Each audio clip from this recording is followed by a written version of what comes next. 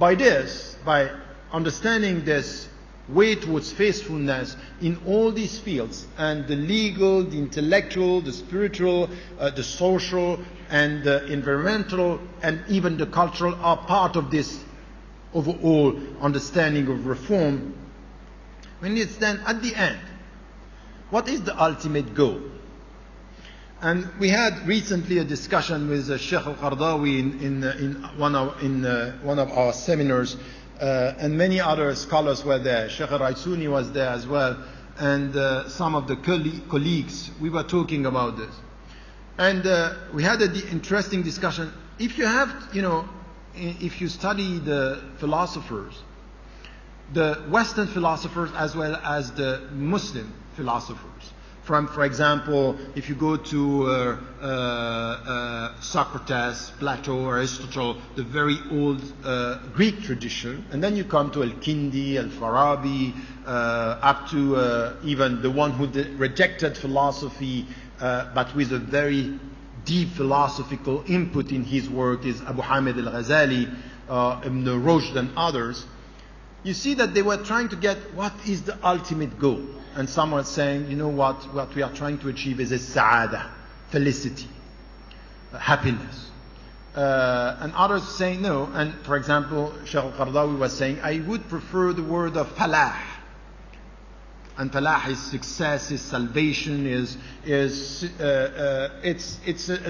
he was saying this is coming, it's more Quranic, because you know that when you are called to pray, it's hayya ala al-falah, which is success, which is also there is a sense of happiness at something which is completed. You can discuss this. And in our discussion he was saying, but at the end what we are trying to achieve is taqwa.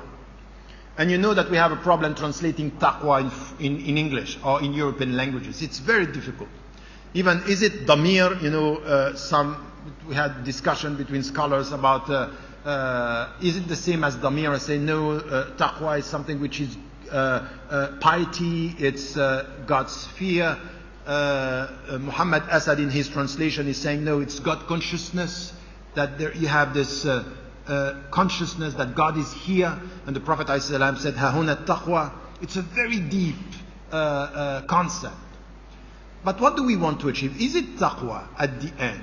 And in my discussion with Shaykh Al-Qardawi, he said taqwa is a state, is a means. It's not the ultimate thing that we need to get.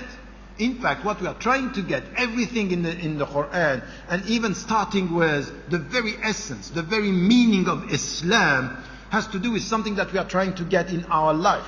It's so much the case that in Surah Al-Fajr, what we have is a very clear understanding. Allah is calling Ya ayyatuha nafsul mutma'innah, meaning in a state of what? Tranquility. In fact, the very essential word and concept we have in Islam is what you need to get is salam.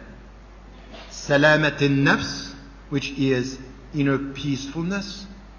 As-salam, which is Allah yad'u ila dar as-salam, is one of the names of God. It's one of the names of Jannah. It's one of the names that we are calling. Even jihad, when it comes to qital, it's a way towards peace. We are not asking and calling for jihad in the name of jihad and killing people. It's resisting to killers or to oppressors in order to get peace. And there is no peace without justice. And there are no peace without conditions. But at the end, what do we want? We want to spread peace. Ifshu salam.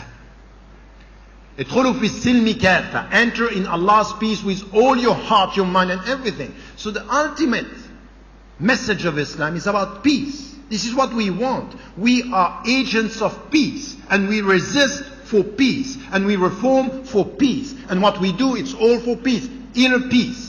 Peace with the environment. We want to be at peace with the environment, respecting the environment. We want to be at peace with our fellow human beings. We only resist when we are oppressed. We only resist when we are only involved in war because they are calling and we are responding. That's the very essence of our tradition. So there is no Sharia without resisting what is bad, and there is no resistance without jihad, and there is no jihad without understanding that the ultimate goal is peace. And this is what jihad in nafs is about. What do you want to achieve with your heart? It's to be at peace.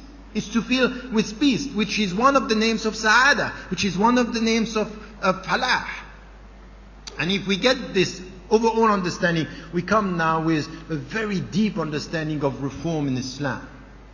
Not the legal one only, but the legal within the very deep understanding of our message. Now with this